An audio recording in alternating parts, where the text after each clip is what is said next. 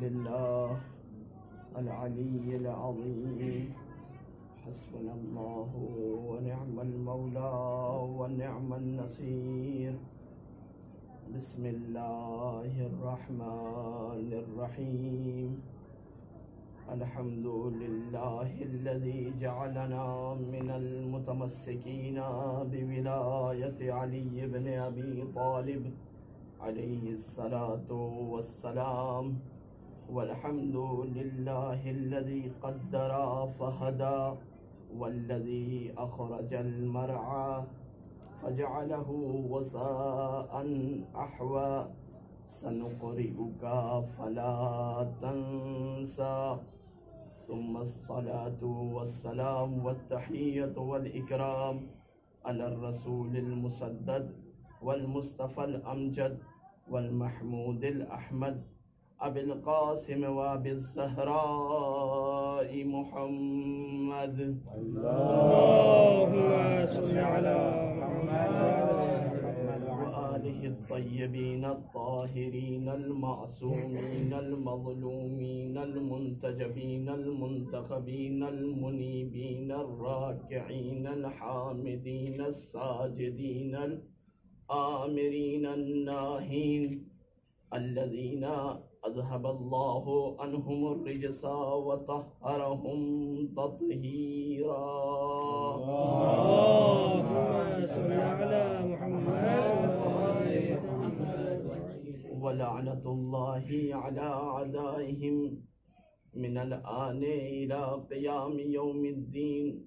أما بعد، فقد قال الله تبارك وتعالى في كتابه الكريم: بسم الله الرحمن الرحيم. وإذ يرفع إبراهيم القواعد من البيت وإسماعيل ربنا تقبل منا.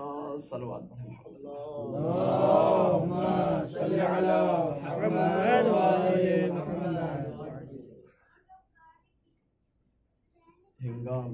ہنگام عجیب ہے. وقت ایسا وقت ہے کہ جو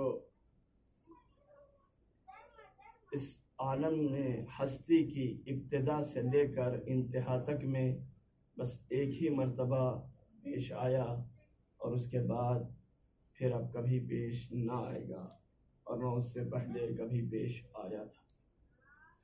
سن 61 ہجری کا واقعہ، بلکہ میں اپنے بھائیوں کے لیے عرض کروں کہ یہ اب اسے واقعہ اور حادثہ کہنا چھوڑ دیں، سن 61 ہجری کی حقیقت کہیں کربلا کو. واقعے میں بھی کچھ اشکالات پائے جاتے ہیں اور حادثے میں بھی کچھ اشکالات پائے جاتے ہیں. اگر ہم حقیقت کہنا شروع کریں، حقیقت کربلا، نہ واقع کربلا، حقیقت کربلا، تو اس حقیقت میں ایک چیز پنہا ہے کہ جو ہمیشہ باطل کے مقابل میں جو بات کہی جاتی ہے اسے کہتے ہیں حقیقت. تو لہٰذا کربلا نے ہمیشہ، کربلا اب باطل کے مقابل میں کھڑی ہو گئی، اور اب اس کربلا کی داستان نہیں رہی بلکہ ایک حقیقت بن گئی. تو ہم اسے حقیقت کربلا کہیں، نہ داستان کربلا، نہ حادثہ کربلا، نہ واقع کربلا. کیا ہوا اس دن؟ اس 10 دنوں کے اندر کیسا اتفاق ہوا کہ یہ ایک ایسی حقیقت کی شکل اختیار کر گیا یہ 10 دن کہ اب اس جیسا کبھی پھر نہیں ہونے والا. بہت سے مفسرین نے یہ کہا ہے کہ والفجر ولیال عشر سے ایک مراد یہ 10 دن کربلا کے لیے ہیں.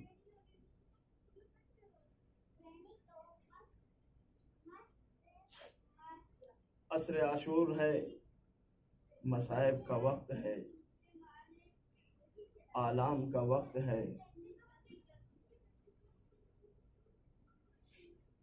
ایک دو چیزیں عرض کروں کہ جن کا مصائب میں جن کا ربط پایا جاتا ہے۔ چھٹے امام امام جعفر صادق علیہ الصلوۃ والسلام اللهم صل على محمد سے ان کے خاص صحابی نے عرض کی، مولا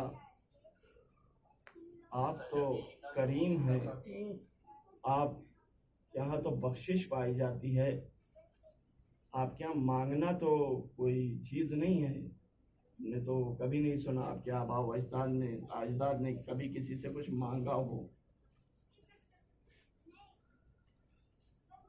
آپ نے جو ہمارے لیے اپنے جد بزرگوار امام حسین علیہ السلام کے مصائب بیان کیے، اس میں بھی آپ نے ایک جگہ مانگنے کا ذکر کیا، وہ بھی امام حسین نے اپنے لیے نہیں، اپنے ششماہے کے لیے پانی مانگا۔ لیکن اس کے بعد آپ نے فرمایا کہ آپ کی پھوپھی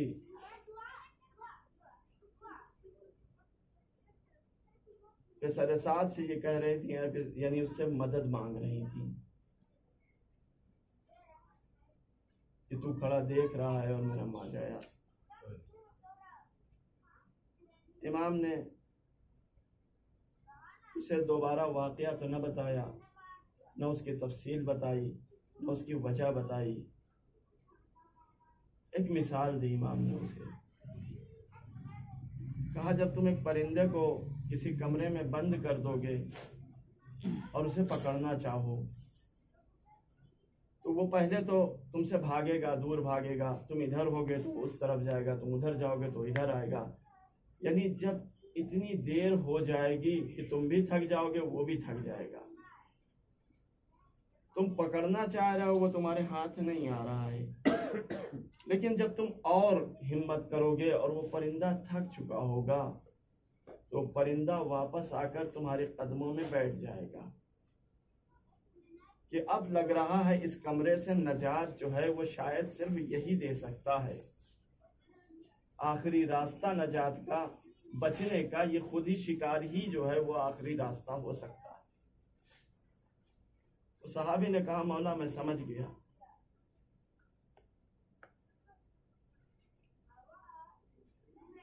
جب عصر عاشور کا ہنگام شروع ہوا، امام حسین علیہ السلام اپنے تمام اصحاب و انصار کو صبح سے خیمے میں لے آتے تھے یا ان کے جنازے پہ جاتے تھے تو ایک جملہ فرماتے تھے، ربنا تقبل منا انک انت السمیع العلیم۔ تقریباً 19 آیتیں قرآن مجید کی ایسی ہیں جس کو امام حسین علیہ السلام نے مسلسل کربلا کے اس سفر میں جب سے مدینے سے نکلے ہیں تب سے ان 19 یا 29 آیتیں ایسی ہیں جن کی تکرار کرتے ہی رہتے تھے۔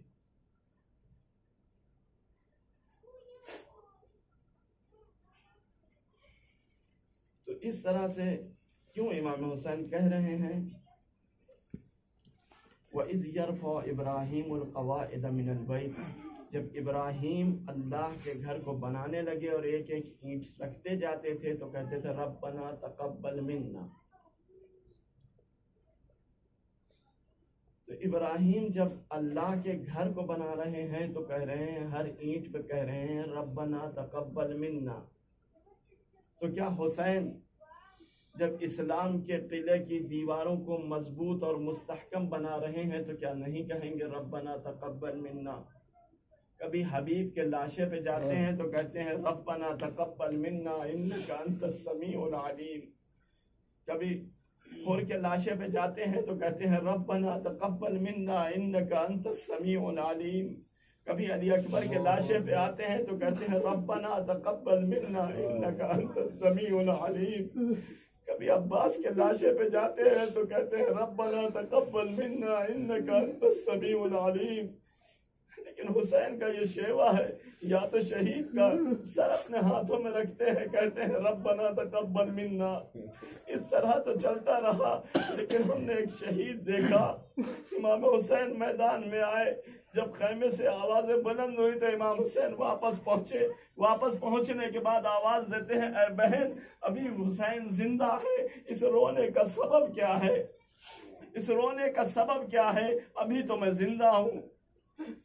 کہا اے بھیا علی اصغر نے اپنے آپ کو جھولے سے گرا لیا ہے اور اب وہ کسی طرح سے سکون میں نہیں ہے. کہا لا میرے بیٹے کو میری آغوش میں دے دو. جب امام حسین نے جناب علی اصغر کو اپنی آغوش میں لیا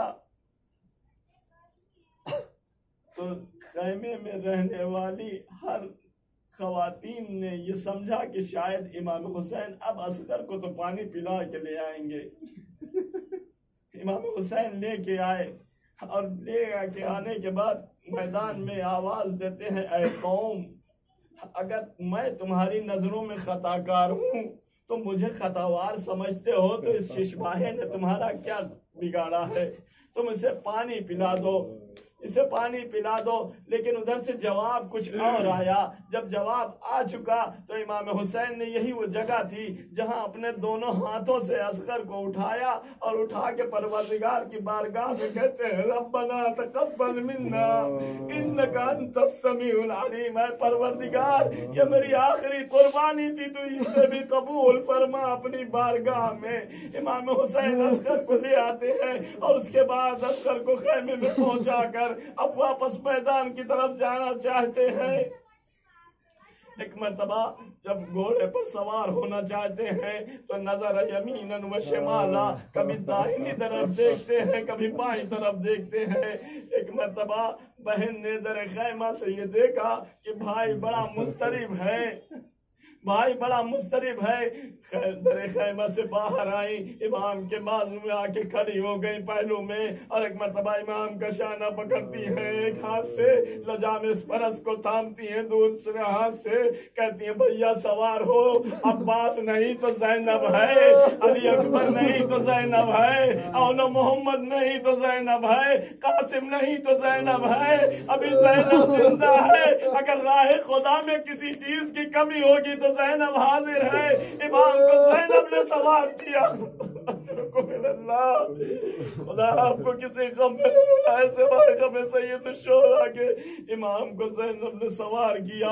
امام میدان میں آئے اور اس طرح کی جنگ کی, اور جنگ کرتے کرتے آواز دیتے جاتے ہیں اے میرے ساتھیوں ذرا اٹھو حسین کی جنگ تو دیکھ لو, اے میرے بچوں اٹھو ذرا حسین کی جنگ تو دیکھ لو, اے میرے بھائی نہرے فرات پہ سو رہے ہو, تمہیں موقع نہیں ملا تو تم حسین کی جنگ دیکھ لو. ایک مرتبہ یہ بھاگی ہوئی فوج اس وقت سمٹی جب آوازیں آنے لگی یا حسین صبر کے جوہر دکھاؤ, شجاعت کے جوہر بس یہیں تک بس ہے. ایک مرتبہ امام نے جب نیام میں تلوار رکھی اور سر کو جھکا کر کھڑے ہو گئے تو اصحاب عمر سعد میں بہت سے ایسے لوگ بھی تھے جو حسین کو بچپن سے دیکھ رہے تھے, حسین کی حرکات اور عادات سے واقف تھے. جیسے ہی امام نے ذوالفقار کو نیام میں رکھا, سر کو جھکایا, عمر سعد کو خبر دی کہ اب حسین کچھ نہ کریں گے, حسین اپنے پروردگار کی رضا پر راضی ہو گئے ہیں. ایک مرتبہ بھاگی ہوئی بہت سمٹی, لوگوں نے حملہ شروع کیا. کچھ تو اس حملے کو جو جیسا پاتا تھا اس طرح سے مارتا تھا, جس کے ہاتھ میں جو کچھ تھا فرزند زہرا پر پھینک رہا تھا. کوئی نیزہ مار رہا تھا, کوئی تلوار مار رہا تھا, کوئی تیر برسا رہا تھا. لیکن میں نے تقریباً 12 عدد تاریخ میں پڑھا, 12 کتابوں میں, کہ 4000 تیر انداز عصر عاشور میں موجود تھے عمر سعد کے لشکر میں. تو اب یہ بتاؤ, یہ جو مرثیے میں ہمارے یہاں پڑھا جاتا ہے 1900 ہے, زخم تنے چاک چاک پر زینب نکل حسین تڑپتا ہے آگ پر. تو یہ 1900 زخم کہا, یہ تو میر انیس کا اجتماع تھا. جس شخص کو 4000 تیر انداز ایک ساتھ نشانے پر لے رہے ہو,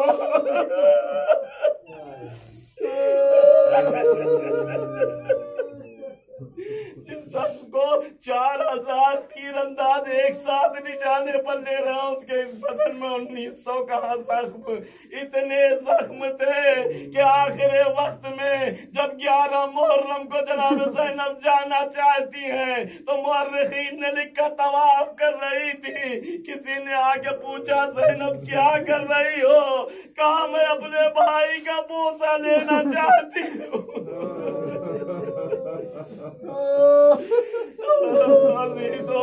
فرزند زہرا کو کہ بدن پہ اتنی جگہ نہیں تھی کہ زینب ہونٹ رکھ کے کہیں بوسہ لے لے، ارے کٹے ہوئے گلے پہ زینب نے اپنے منہ کو رکھا، ایک بوسہ دیا۔ ارے عزیزو، امام حسین آخر وقت میں جب گھوڑے سے نیچے آنا چاہتے ہیں، عذرکم اللہ، خدا آپ کو پہ نہ رلائے، امام حسین جب گھوڑے سے نیچے آنا چاہتے ہیں تو ایک مرتبہ کیا دیکھتے ہیں کہ دکھیاری ماں آغوش کو پھیلائے ہوئے کہہ رہی ہے آ میرے لال میری آغوش میں آ جا۔ یہ منظر تمام ہوا، ادھر امام حسین کے بدن میں حرکت کم ہوئی، شمر آگے بڑھا، سب ایک دوسرے سے کہہ رہے ہیں عمر سعد آواز دینا، کیا تم میں کوئی مرد نہیں ہے؟ کیا تم میں کوئی مرد نہیں ہے؟ حسین لیٹ گئے ہیں، زمین پہ گر گئے ہیں، بدن میں رمق نہیں ہے، چلے جاؤ۔ کیسا بہادر میرا مولا کہ اب بھی کسی کی جرأت نہیں حسین کے نزدیک آ جائے۔ ایک مرتبہ شمر نے آستینیں جڑائی، آواز دی میں جاؤں گا، میں حسین کے نزدیک جاؤں گا، خنجر نکالا، حسین کے قریب آیا۔ حسین کے قریب آنے کے بعد امام نے محسوس کیا کہ جیسے بدن پہ کچھ وزنی ہو رہا ہے، آ کے جو دیکھی گولی تو کیا دیکھا، وہ شمر جالس علی صدرے۔ ایک مرتبہ جناب زینب نے اس منظر، جب جناب زینب سے خیمے میں رہا نہ گیا تو خیمے سے باہر آئی اور کیا دیکھتی ہیں کہ شمر سینے پر بیٹھا ہوا ہے۔ امام نے ایک مرتبہ اپنی تمام بدن کی طاقت کو اپنے کوہنیوں پر دیا، اپنے سر کو بلند کیا، اشارہ کیا زینب خیمے میں جاؤ۔ اس کے بعد جیسے ہی جناب زینب نے خیمے کا ارادہ کیا، ایسی بے حرمتی ریش مبارک کو ہاتھوں میں پکڑا، شمر کا خنجر چلا، فرات کا پانی نیزو اچھلا، کربلا میں قیامت کے آثار نمودار ہوئے۔ زینب نے جناب سید سجاد کا شانہ ہلایا، اے بیٹا ذرا غش سے ہوش میں آؤ، دیکھو یہ کیسے ماحول نمودار ہو رہے، بیٹا سیاہ آندیاں چل رہی ہیں، زمین کربلا کو سلسلہ رہا ہے۔ اجرکم اللہ، خدا آپ کو کسی غم میں نہ حسین کے۔ ایک مرتبہ امام نے آ کے بولی، کہا پھوپھی اماں ذرا خیمے کا پردہ ہٹائیے۔ جیسے ہی خیمے کا پردہ ہٹا، جناب زینب نے کہا بیٹا کیا ہوا؟ کہا بابا لوگ نیزہ پر ہیں، السلام علیک یا ابا عبداللہ، السلام علیک یا ابن رسول اللہ۔ کچھ اسی طرح کا وقت رہا ہوگا جب یہ تمام امور انجام پا چکے، فوج نے اپنی دل کھول کے اہل بیت پر ظلم کر دیا۔ تو اس کے بعد جب میدان میں سناٹا ہوا تو اب زینب کو بھائی کی ایک سنت یاد آئی۔ زینب در خیمہ سے زینب ان جلے ہوئے خیموں کے پاس بچوں کو جمع کرنے کے بعد میدان کربلا کی طرف حرکت کرتی ہے۔ حرکت کرنے کے بعد وہ واقعہ جو جناب سکینہ کا ہے اس سے پہلے، یعنی جناب زینب ایک مرتبہ آ چکی ہے، اب کربلا کے ریگزار میں تشریف لاتی ہے، بھائی کے پہلو میں آ کے بیٹھتی ہے۔ اب کیا سوچ رہی ہے زینب مجھے نہیں معلوم، شاید زینب کے ذہن میں یہ ہے کہ صبح سے جو بھی آیا بھائی نے اس کو پروردگار کی بارگاہ میں ہدیہ کیا، ربنا تقبل منا۔ اب حسین کا ہدیہ دینا ہے۔ ایک مرتبہ جناب زینب نے کچھ جگہ بنائی، حسین کے جنازے کے نیچے اپنے ہاتھوں کو لے گئی اور آواز دیتی ہے آسمان کی طرف رخ کر کے ربنا ربنا تقبل منا انك انت السميع العليم انا لله